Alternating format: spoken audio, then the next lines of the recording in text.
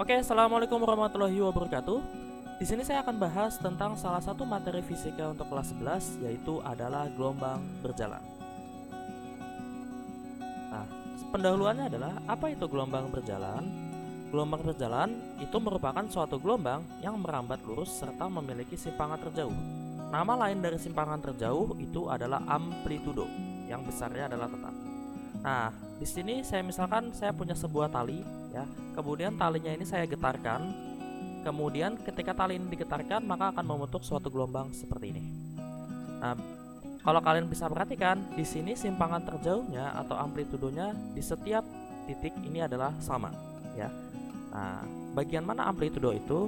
Nah, kalian bisa perhatikan gambar di bawah ini, ya. Nah, jadi kalau kalian perhatikan di sini nilai amplitudonya adalah sama semua. Di mana amplitudo tadi itu adalah simpangan terjauh. Oke. Nah, sekarang bagaimana kita menentukan persamaan gelombang berjalannya? Nah, di sini saya punya suatu gelombang berjalan, ya. Tadi gelombang berjalannya atau gelombang transversal ini, salah satu gelombang transversal. Oke. Nah, kemudian yang sini itu saya mau analisis dulu. Bagian ini disebut sebagai bukit dan bagian ini disebut sebagai lembah, ya. Nah, ini besarnya sama nih. Jadi amplitudo di antara bukit dan lembah itu sama. Kemudian panjang dari satu bukit ditambah satu lembah itu disebut sebagai lambda. Ya, jadi saya ulang, lambda itu adalah panjang satu gelombang atau panjang antara satu bukit ditambah satu lembah. Nah, kemudian di sini adalah simpangan. Ya, jadi Y ini adalah simpangan. Nah, dari persamaan gelombang berjalan, kita bisa menentukan persamaan simpangannya, ya. Di mana simpangan gelombang di titik P, ya. Jadi kalau kita pengen mencari berapa simpangan di titik P ini, itu kita bisa menggunakan persamaan YP sama dengan plus minus A dikali sin kali omega T plus minus Kx. Nah, ini kenapa plus minus? Itu nanti bergantung pada bentuk gelombangnya.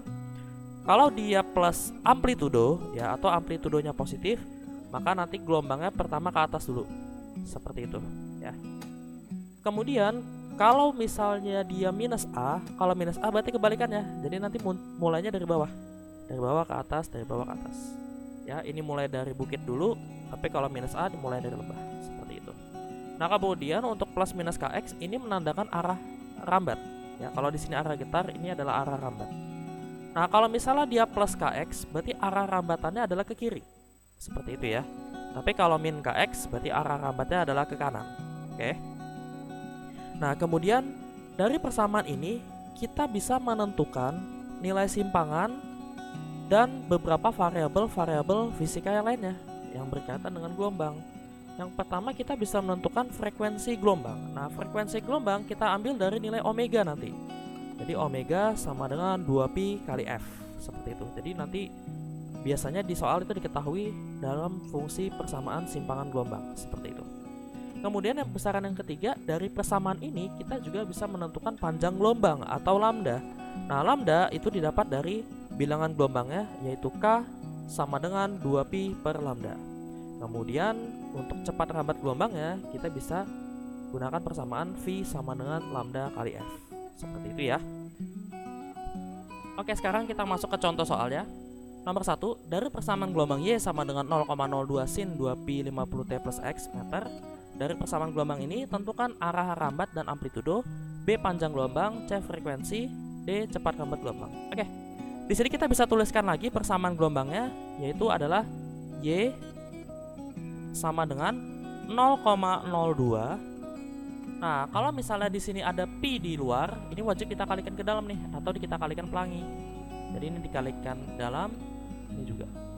Ya, jadi 2pi dikali 50T itu berarti sin 100 pt ditambah dengan 2px.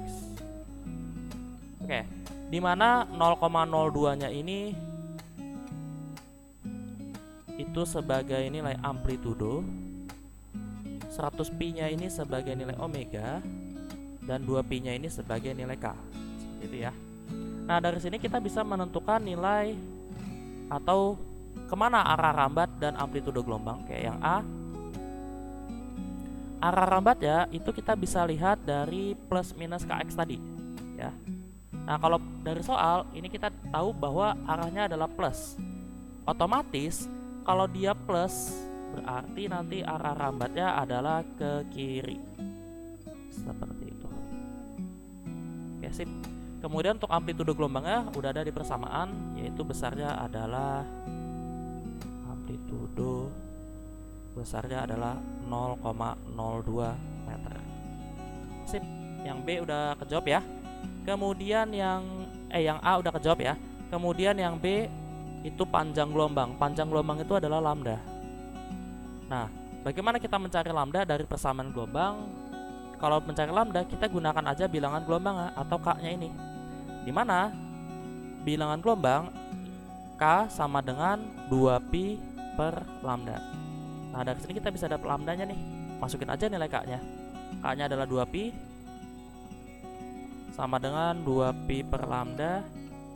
Pindah ruas, lambda dan 2pi yang di sebelah kiri, berarti lambda sama dengan 2pi per 2pi. Ini habis coret, berarti lambdanya itu sama dengan 1 meter. Oke, sip. Semoga bisa dipahami. Untuk yang C, itu mencari nilai frekuensi. Nah, frekuensi itu kita bisa dapat dari mana? Frekuensi tadi kita bisa dapat dari nilai omega. Dimana nilai omega itu sama dengan 2pi kali F. Masuk aja nilai omeganya adalah 100pi. 100pi sama dengan 2pi dikali F.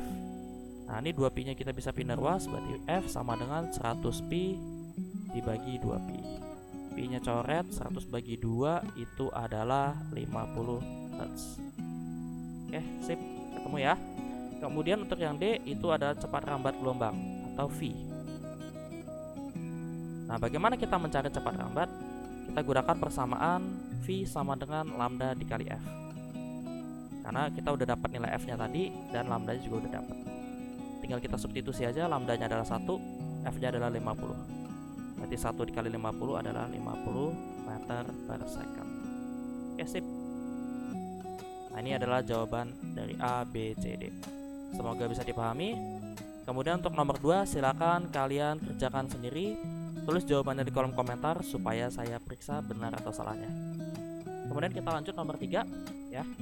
Nah, nomor 3 ini adalah dari perambatan gelombang tali ini ya. Diketahui jika periode gelombang adalah 2 detik. Berarti kita tulis di sini adalah diketahuinya periode. Periode itu adalah T besar. Adalah 2 second. Maka persamaan gelombang adalah, nah, jadi dari sini adalah kebalikannya.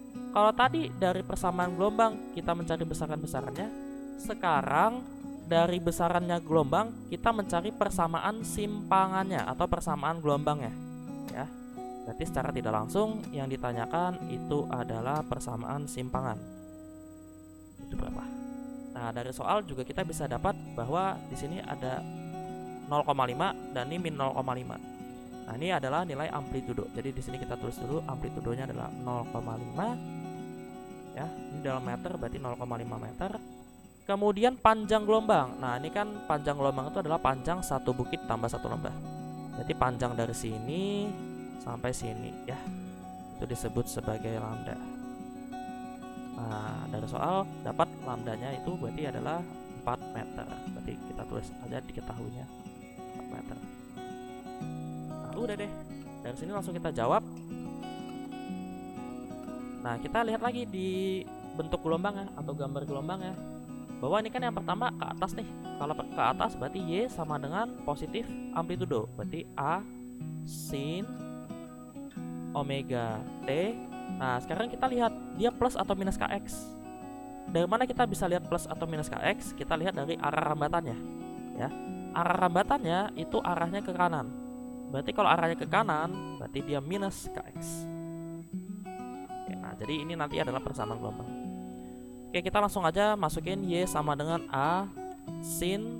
Nah, sekarang omega. Omega itu kan adalah 2pi kali F. Tapi karena diketahui adalah periode, di mana periode itu selalu berkebalikan dengan frekuensi, maka omega itu sama dengan 2pi per T. Ya, jadi ini omeganya kita substitusi ke sini. Jadi 2pi per T besar dikalikan dengan T dikurang dengan K. Nah, K itu karena diketahui panjang gelombang, maka kita substitusi persamaannya menjadi K sama dengan 2pi per lambda dikali X. Udah, tinggal kita masukin aja ya. Berarti Y sama dengan amplitudonya adalah 0,5, berarti kita masukin di sini 0,5 sin 2pi. T-nya berapa? T-nya di soal itu adalah 2 dikali variabel waktu T kecil dikurang 2pi per lambda. Nah, lambdanya di soal atau dari gambar itu adalah 4 meter. Lambda kali X.